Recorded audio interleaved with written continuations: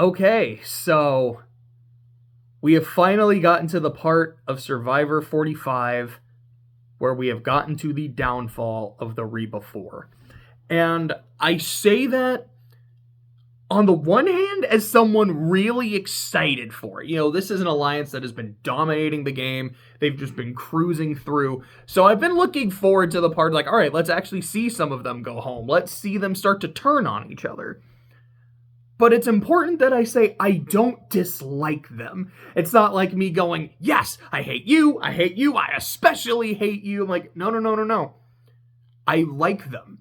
I like them for the most part as either players or as people. Again, from what we've seen on the show, I don't know any of them personally. But from just that juicy storytelling perspective of, there's 6 people left. I mean, honestly, it started last week, but no one actually went home. But it's like, there's 6 to 7 people left. How do I get to the end? And if I do get there, can I beat the people I'm sitting next to? And if the answer to either of those questions is no, I need to fucking do something. And it's great. I love watching it. Like, we've got Katura after Tribals, like, I'm gonna go find an idol because Julie played one. There's one probably available. And then Dee and Austin are like, she's idol hunting. Let's just follow her, see what she finds, and sneak up on her eventually. I thought it was pretty fun.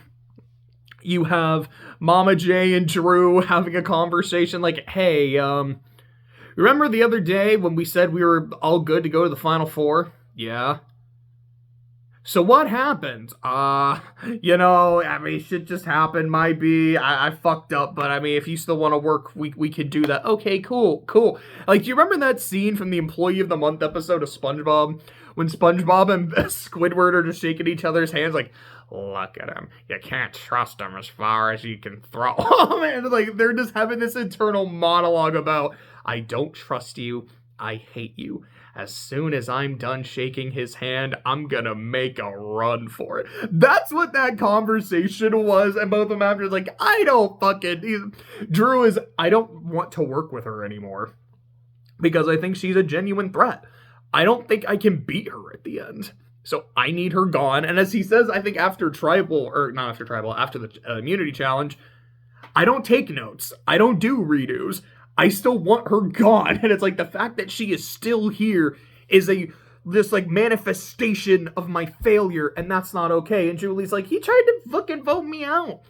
And yeah, so did Austin. Dee wrote my name down, but Dee told me about everything. And the fact that Drew and Austin don't actually think Dee told her shows how fucking good at this game Dee is. Like, yeah, this is her season to lose. If she makes it to 3, I'm still hoping somehow, some way it's a Final 2 season. But it doesn't even matter. It's like, if she makes it to Final Tribal, I don't care if it's a Final 2, if it's a Final 3, if somehow all 5 players in some weird twist of fate, congratulations, Final Tribal is all 5 of you, she still wins!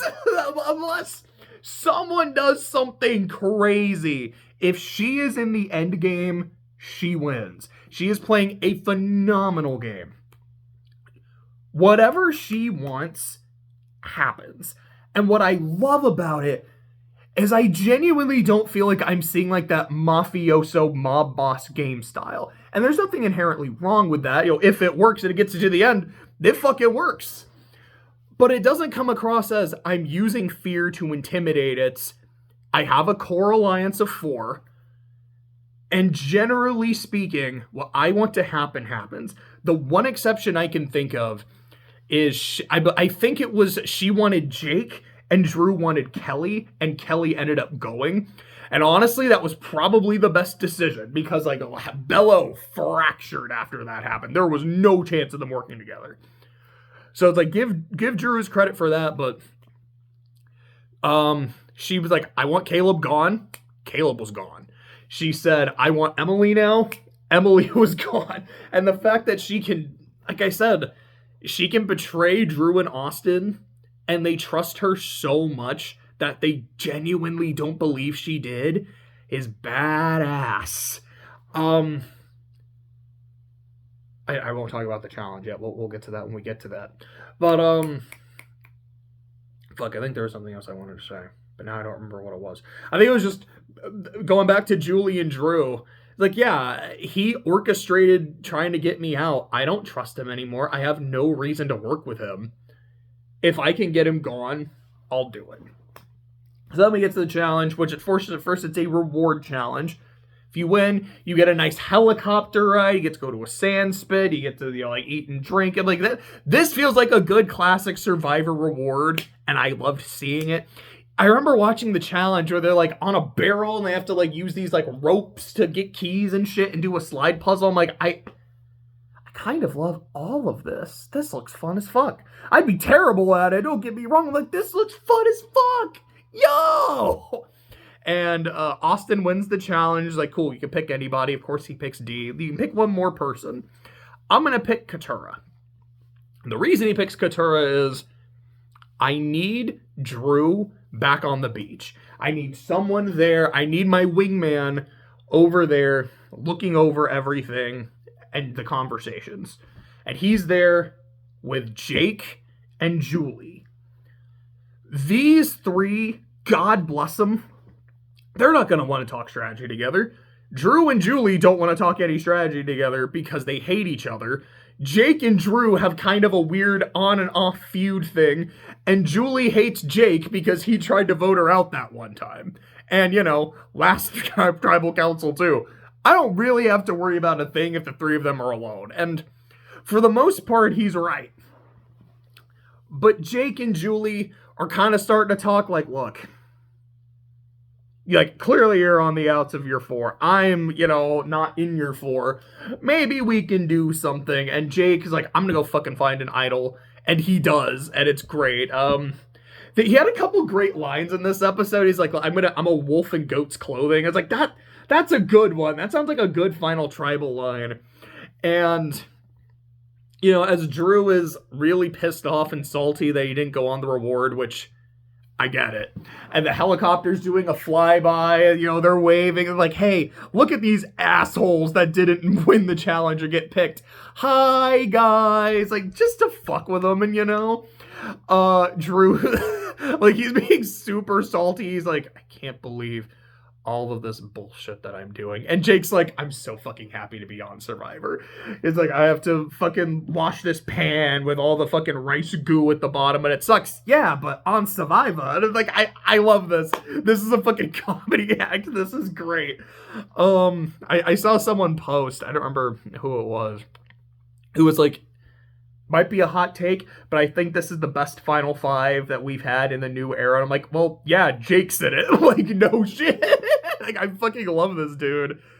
But he does find himself an idol, and he's like, cool, I don't know what I'm gonna do with it, but I need to do something. If he manages to get rid of D with that idol play, like, he wins immunity, like, if he pulls a Natalie, that is a potentially game-winning move. Austin has fumbled. Well, I'll save that for a bit. We'll put a pin in Austin. Let me get to the immunity challenge, which is use your foot to balance a ball on a really long beam, and we're just gonna be here until one person's left standing. And pretty quickly, it ends up becoming Drew, D, and Austin. And Drew is fumbling around. He has some clutch saves, some big moments, but he fails. And it's Austin and D, and the two of them are shit talking. The two of them are flirting. I'm like, this is adorable. Actually, I love this. This is great. But D's doesn't fucking move, like, at all. And Austin goes home. I'm like, D's foot is undefeated now. Like, she's 2-0 in challenges where she's been able to use her foot. That extra toe, or no, I don't think it was an extra toe. It was just a really big one. It's like that toe is OP. But it's like, and I mean, that's another element to her game too. She has strategy. She has these social connections, and she's won a couple challenges. She's kind of got everything she needs to get. Again, if she gets to the end, like, I did it, I won. Like, that's, I don't know what else there is to say. But after that, Time for the post-challenge scramble before Tribal, which is Drew saying, I want Julie. I still want Julie. I don't want to sit next to her. I think she's going to be a problem. And the fact that she is still here, again, is a manifestation of my failure to get her out. And Austin, yeah, I really love Mama J, but I do think she's a threat. I know how close she is with D, and I don't want to tell D that we're voting Julie again. So I don't know if I will. Maybe I should, but this is what we got to do. And Jake's saying to himself, voting out Julie does nothing for me. That is someone I could potentially work with the way the situation is going, so I'd want to keep her around. And if I'm just going with what the majority is doing, it doesn't help me at all. D's immune, so that doesn't work. I don't want to go home, and I don't want to get rid of Julie. Fuck it. Let's vote out Drew. So he goes to Mama J. You're still the target. You want to change that shit? Yeah, what are you thinking? I'm thinking Drew. Okay, I'm in. Then he goes to Katura, and he's like, okay, Katura, this is what we should do. You, me, Julie, vote for Drew. The three of them, Drew, Austin, D, are probably gonna vote for Julie. It's 3-3, then it's a tie. No way that D picks voting out Julie over voting out Drew. Austin probably does the same thing. We can get one of them to flip. Probably both of them to flip. I know this is the same thing I went with you for Caleb. I'm trusting you this time. But whatever you do, don't tell D. D is so well positioned in this game that I don't want her to be involved in this. If she is involved in this, that's another check mark on her resume of shit that she did. Please don't involve her until shit happens. And Katura's like, all right, that's fine. Then immediately goes to D and she's like, I have an idea for you. Is it voting out Drew? Yeah, it is. And they both just start laughing. And I thought that was really funny. But it is just poor Jake. I remember Owen was described as Charlie Brown in the football. I think Jake kind of is too. But at the same time, I get it. I get why Katura does what she does here. Because, yeah, I mean, you don't really want to risk going to Rocks or a 3-3. It's you know what? Let me just tell D. If D is down for it, then we don't have to deal with any bullshit. It's 4-2, easy peasy. If D doesn't want to do it, it's not going to backfire on me. It's going to backfire on Jake. And I'm not trying to help Jake's game. I'm trying to help my game. And you know what? If I'm in on this Drew blindside, that's great. If Jake goes home, I'm the last bellow standing. Excuse me. And maybe if I get to the end, maybe I can get some bellow votes as a result of that. Now, that's not something she says, but it's kind of how I interpret it, so it makes a lot of sense to me. But now D knows what's up, and Austin and Drew don't. And boy, the edit is just kind of really clowning on them. It's we're so confident. We got this. We're Gucci. No idea what the fuck's happening. And D is in a moral conundrum. She's in a moral pickle. Last time, Austin knew that my other closest ally was targeted. And he told me, because he trusted me, and he values our relationship. Now, I know that his closest ally is in danger. I have two options. I can tell him, or I can give him to myself. And if I tell him, sure, he still trusts me and everything, but he might save Drew, which would fuck up the plan, and he'll probably play his amulet idol on Drew, negating the votes, backfire on Julie. My other closest ally is gone. If I don't tell him Drew is gone, I'm gonna assume D is he's probably one of the bigger threats to me to win, so I don't want to sit next to him. Austin is now closer to me because he doesn't have Drew. It's I don't have to worry about Drew stabbing me in the back because I know Austin's not going to fucking do it. Do I risk my relationship with Austin to further my place in the game. And it doesn't tell you if she told him or not. And we go to Tribal, and it's all about, like your position in the game. How do you feel? Drew has this this metaphor about limbo. He's like, if I make it through tonight, I think I'm Gucci. Like, I think I'm getting to the end. And I also read his interview, I believe it was Dalton Ross, where he's kind of like, as Tribal went on and I started hearing the questions and the answers, I realized it was me, and I was like, oh, I'm fucked. I was so cocky, and now like I'm gonna get clowned on. I'm gonna go home. I feel humiliated. And I'm like, that's really shitty. There's a lot of talk about, at this point in the game, which I think they said last week too, does it get easier to make the cuts because the end is in sight, or does it become harder because these are people you've gotten to know, these are people that you fucking care about? And that's one of the things about Survivor I find so interesting. That's like, as much as I can say, I want to go on the show, I feel like I would do well, I hope I would do well. It's like, yeah, I can make the tough cuts. I also know I'm someone who gets attached to people easily, and I love making like new friends. I love like getting into a group and the group vibes and shit. So I'd be like, yeah, to win, I have to cut you, and you in that order. So I'm sitting next to you and you. But man, it's going to be really hard to cut you, and you in that order because of how much I like y'all. And I have to look you in the eye, and I have to lie to you, and I have to betray your trust. And like, I'm going to feel like I don't know what the fuck I tried to do. I was trying to be a donkey. I don't know what sound I made, but I can't.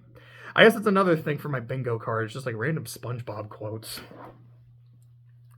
But it is something I find super interesting. And genuinely one of my favorite moments of Winners at War is, I want to say it was the final 6, the second time, which is weird to say because Nick was voted out at 6, but then Natalie came in at 6. But I believe it was the Tribal when Denise was eliminated. It's booted. Eliminated is a weird way of saying it in Survivor. And I think that was when the winners were talking about kind of the emotional state of when you get back from the game. And part of that is the fact that people recognize you and how they treat you. They might start really treating you differently because of what you did on the island. And it becomes a lot harder to trust people. Like your friends, your family, your coworkers. You start to doubt everybody and what they're saying. And it's a while before you get back to normal. And again, like it's those human elements of the show that really sell it for me. Like, this is what makes it interesting. This is what makes it compelling. Dee and Austin were in very similar situations. Austin said, I have to tell her. And as we find out in Tribal, Dee didn't tell him anything. Austin plays his amulet idol. He plays it for himself. He's like, I don't think it's me, but this is when it expires. I'm gonna play it. Let me just make sure I get to the next round, live to fight another day.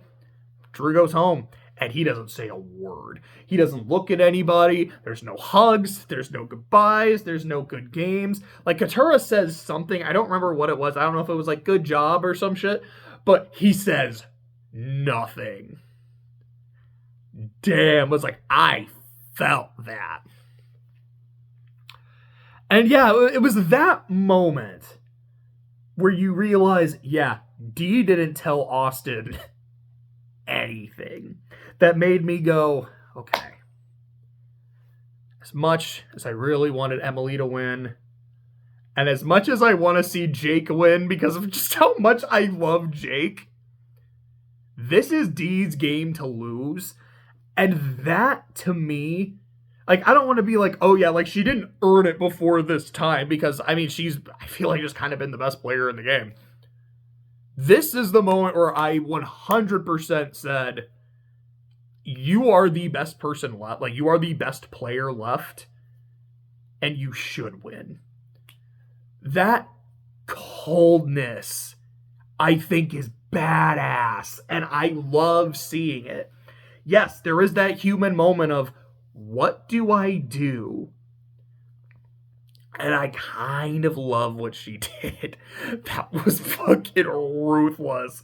It's another thing I like about Survivor. Yes, I love the human element. I love people talking about the conflict and how do you do this shit.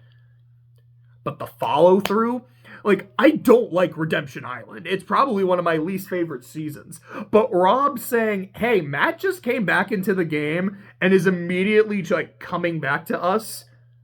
Let's just vote him out again and send him right back to redemption was so ruthless, like unnecessarily cold-blooded. I was like, that was badass. That was insane.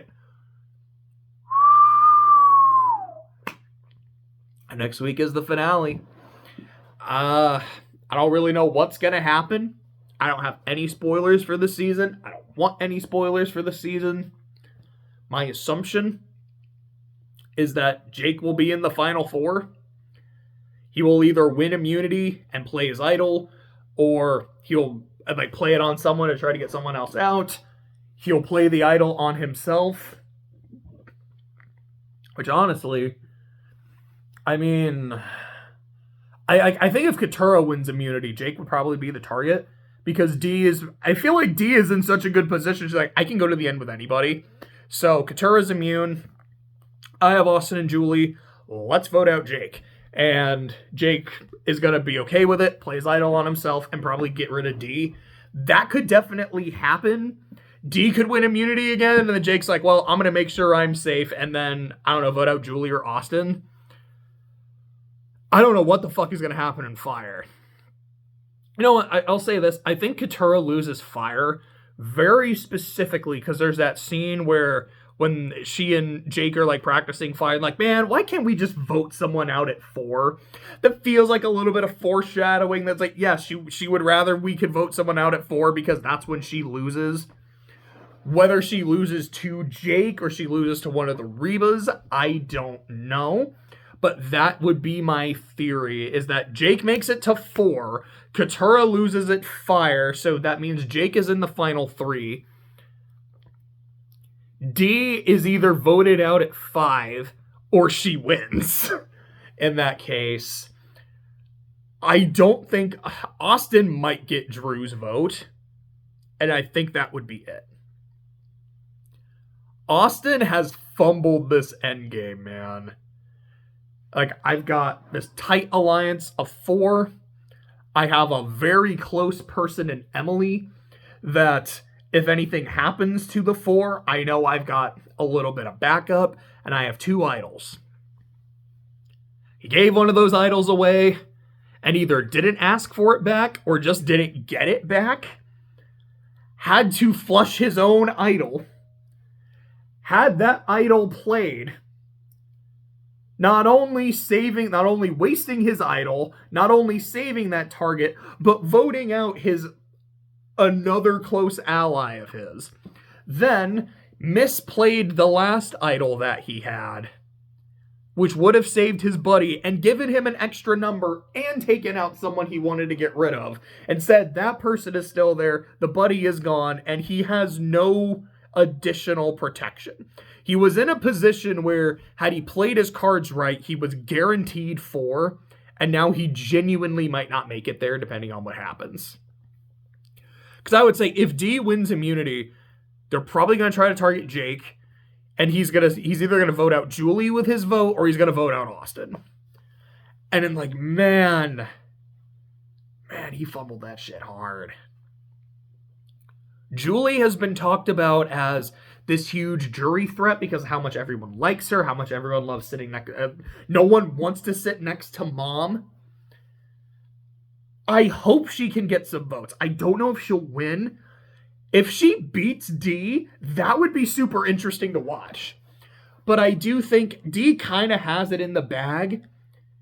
If Jake eliminates D and makes it to the end, he might get some sympathy votes from people who just kind of liked him. Like Bruce might vote for him. Caleb might vote for him. In addition to, I took out the biggest threat. Like, you guys kept me around and I made that count. I made you regret it. That could be really good. But like I said, I just don't see Katura at the end. I'm like, I feel like that line while she's practicing fire, that's important. I feel like that's there for a reason. There is a part of me though that's like, I wish Katura and Bruce went to fire together. It's like these two hated each other. One eliminated the other to go to the end. Like, it's not to the same degree, but it's like a few years ago when in the semifinals of, the March Madness tournament, Duke and North Carolina, two teams that fucking hate each other with every fiber of their being. And if you win, not only do you go to the championship, but you denied your most hated rival that chance. That's the kind of shit I'm like, I wanted to see that happen. I didn't quite get it. But good episode. Really excited to see how it all comes together next week.